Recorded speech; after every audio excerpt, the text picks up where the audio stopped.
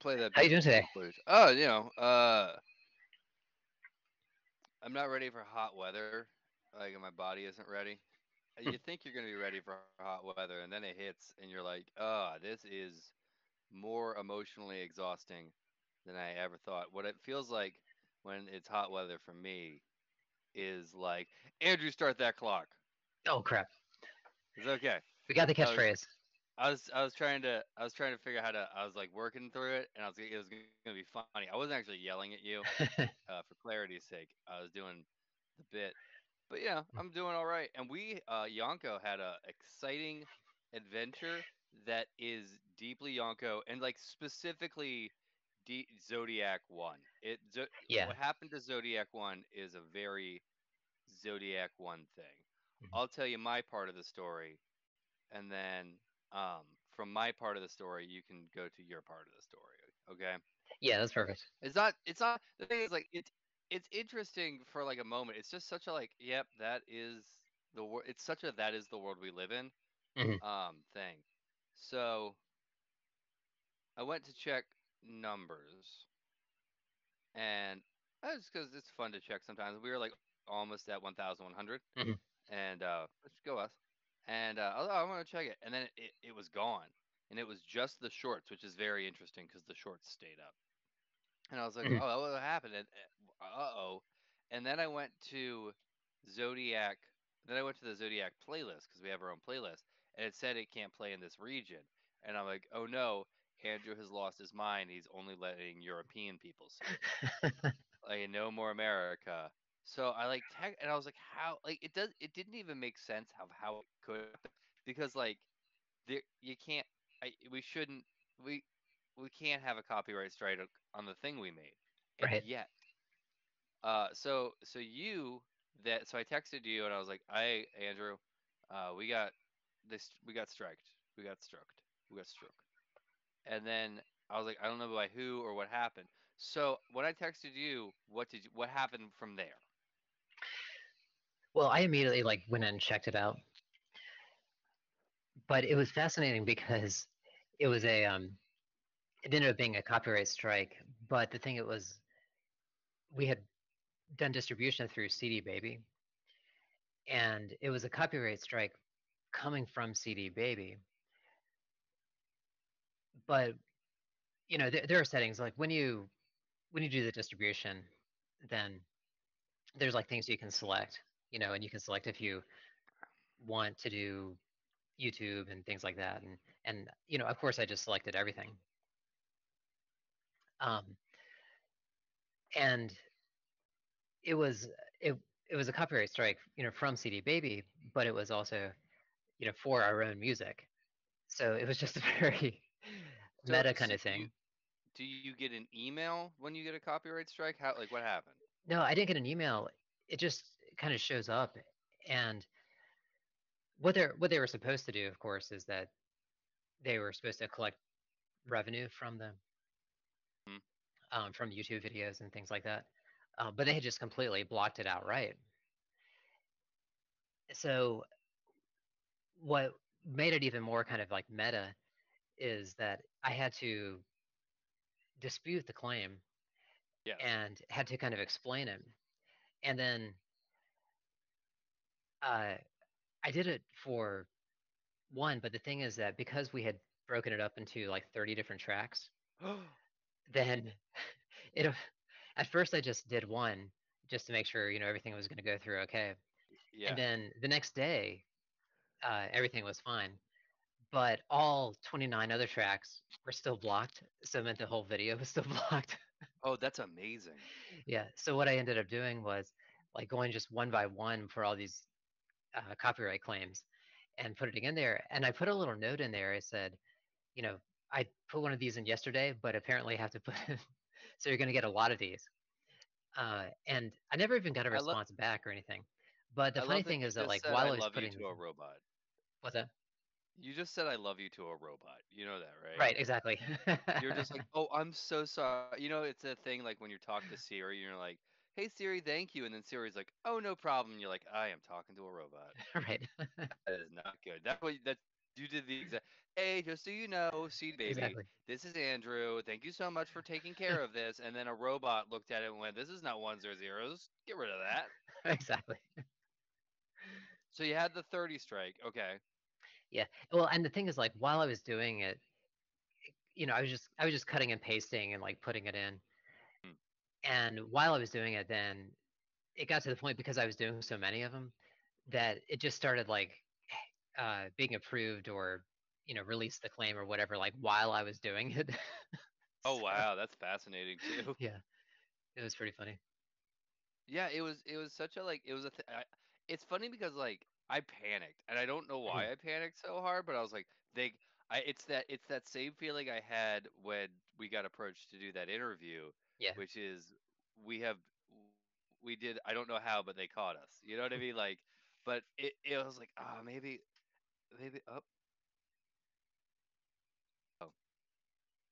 I I have now got the text that I was an idiot last night and left my car keys on my car. Uh, so On your car. I on my car, which is a new. I was carrying a lot of things, Mm. and uh, we're gonna pause everything, and we're gonna be right back, and I'm gonna go deal with life, okay? Because I can't for 9 minutes hold the Okay. how did you screw this up conversation. So Okay. pause that timer, Andrew. Pause that timer. It's our second catchphrase. Yep. Oh yeah, I'll be right back. All right. Pause. And we're yeah, and Nope. we're Hold back. for 1 second. Oh, okay, we're back. Oh no, I was sending a text for thank you for me being an idiot because I would have lost my keys. My whole day would have been ruined if it wasn't for my wife. I don't. God, I wish I could explain it with something cool. Like I was thinking about making art, but it was probably just I had too many things in my hands, and then forgot to go back to pick it up. Which, yeah, Well, that kind of I think I can see the theme of this podcast, for this one. yeah, no, I can too. Which is like, how do you continue when you can know when you are the idiot or not? Like, you know what I mean? Like the system is against you, and also you are the system. Right, exactly. Well, That's the thing. Like, good. I would more than anything, I would love a prequel like 1984, where it's just it's everybody setting up the stuff, and they're like, "This is a good plan. This will not go wrong. This is a good plan." Yeah. And like that, yeah. I'm sorry, you go. No, that's a really good idea, I think. And maybe even like have it end happy, and then you're like, "Oh yeah," and then 1984 happens. Like Exactly. Then it happens. 1973, like things are moving fast. Right. Things are talking back to you. It's a little bit sassy. I think Brave New. Also, I do want to note. I think Brave New World is better. I think Mhm. of the two, you should read Brave New World. Yeah. Uh, or if you're going to do dystopian stuff, just watch Brazil. Just watch Brazil. Oh my God. It's I know we hit another milestone for this podcast where it's just two guys talking about how good Brazil is. Exactly. Uh, I know Terry Gilliam has said some dumb stuff, but man, he has put out some excellent movies, and Brazil is S tier excellent. It is, yeah. And it doesn't get enough recognition, which I mean you can understand why, but it's Yeah, it's a brilliant movie. it's also such a great example. Like everything about Brazil is awesome, including the fact that there is just a cut that the studio was like, "We're giving it a happy ending. I do not care." Right. And like that's such a I love that fact so much Mhm, about like it's just such a Brazil thing to happen. mhm, Uh, I think about that a lot. Is like how much like is how you're one of the things to keep calm like while driving or living life is always assume incompetence over malice. mhm. That dude didn't cut you off because he's mad at you and he thinks you're an asshole. That dude cut you off because he was not paying close enough attention. It's not personal. Right. But like, yeah, Also, it's not personal if it's the system is very rarely personal, but it can still really screw you Mhm, up. Like there's a small example of CD Baby attacking us because of us, but that is a microcosm for a macrocosm of and like I was thinking about this, I was like, man, technology does this, but it could have just as easily been a person. You know what I mean? yeah. It could have just as easily been an error, and it wasn't a big error. I'm not pretending it's a big error, obviously, but I kind of note the like it's the type of thing where like it's the system is set up where those problems can happen because we're trying to cover other problems. Do you know I think Galileo's three beam thing? Um so one of the things Galileo, I think it was the last thing he wrote about, was he was observing, it might not have been Galileo, it might have been the triangle guy. It's one of the two. The person isn't important. We can look it up later. But the story is the other triangle guy. Yeah, He's got Pythagorean. yeah, yeah, Pythagorean. Might have been Pythagorean. So he was looking at dudes and they were lifting a column up.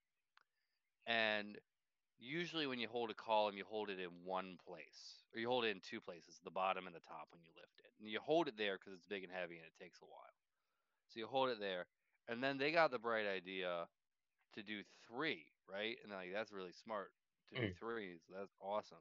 So what happened was though, so they usually have two, and then they put a third one on, and then one of the three at some point broke.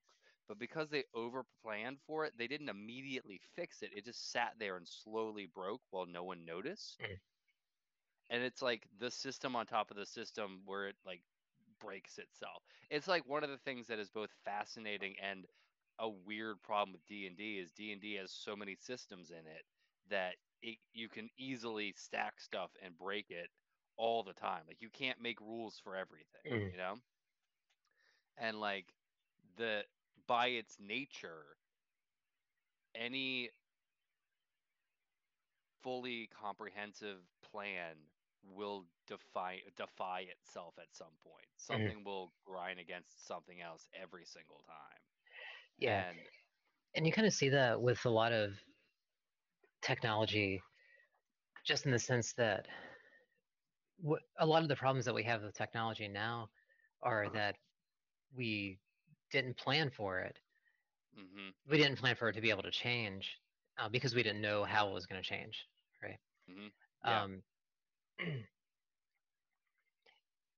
and so a lot of the things like with this, like the issues we have with like the banking and the slow banking and everything Mm, like that, there's with systems that were set up back in the 70s, mhm. which at that time I'm sure were considered revolutionary and really, Mhm. uh, really novel and like just especially for that time, but 30 years later, we have a lot better technology, and that old technology is sort of stuck there and can't be updated. Yeah, and it's for like say for like and like with banking, you can't not have your bank, you can't not have your money for 3 weeks. Right. So you need a like the ability to build. So it's sort of like how like I-95 is never going to be finished. Right. Like Exactly. they always like at some point they're always going to be fixing something on I-95. Mhm. Uh, hey Andrew, how much time do you think you've spent on I-95 total in your life? God, it must be years for me. uh yeah, I mean months, years, who knows. Yeah. Do you think so you've lived in a couple places, right? Yeah, and a lot Yeah. of times, well, because when Uh-huh. I Go ahead. first met you, I was Uh-huh. actually commuting down from New York. Oh, so you were like living in Oh I-95. yeah, totally. I think that's like a never an East Coast, especially like the the section between Baltimore to New York. I can't speak further than it because I don't go Mhm. further than those two places often. Is like it's I-95 culture because that's you can do the whole you could go from Baltimore to New York and never leave I-95. You could stay on it the whole time. And like it's something I've been thinking about a lot is like it's something that is a piece of our culture that we just never talk about is like we're just everybody knows I-95 and 495 and like you just it's just places that you are Mhm. passing all the time and the closer something is to home, the closer it is more your home, but Mhm. it's still not your home. It's just I-95. It's just a liminal space with I-95 is the East Coast liminal space of liminal spaces because you're Right. always moving across it so quickly. Mhm. Uh, what a Well, st- Yeah. Go ahead. No, you go. Well, I was gonna say, like something else weird happened to me, and this is gonna go over time a little bit, but I think I have to Oh yeah, tell let's this do it. story because it's not gonna be relevant for anything else except for this podcast. But it was just weird that it happened basically at the same time with this Yonko thing because I got this letter from like the homeowners association, and you have to pay like monthly or annual fees Yeah. for homeowners and stuff like that. And uh, the letter said that I had a balance, and I had been sure that I was paying, you know, the monthly fees or whatever. So I went back and checked and looked at the account, and what had happened was that a year ago, literally a year ago, the monthly fees had gone up a little bit, but my bank account was still paying the old fee. So like it had only gone up like $5 or $10 or something. But uh, back in June, I was paying $10 less, and then July I was paying $10 less, et cetera, et cetera. But then in addition to that, the computer had added a late fee on top of all that. So I had a late fee for June, I had a late fee for July and August, et cetera, et cetera. So this balance had like built up just because uh, the bank payments hadn't been updated. So Yeah, it's I think the theme of this episode is the system always works except when it doesn't. And when it doesn't, exactly. it hasn't been working for a long time. Yep. Like by the time it shows that whatever cracks are in the system, it's not like maybe when you find them, the cracks are always big. Exactly. And you live on I-95. Exactly. Yeah. Cool. All right.